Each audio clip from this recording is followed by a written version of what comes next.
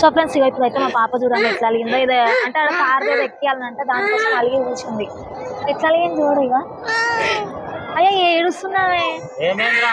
ఆ కార్ ఎందుకు ఎక్కుతుంది అది కార్ ఇక్కడ రావడం తిరిగేది చూడు అది ఎక్కుతానే ఏడుస్తుంది మస్తు పబ్లిక్ మమ్మీ ఏ రోజు పండుగ రోజు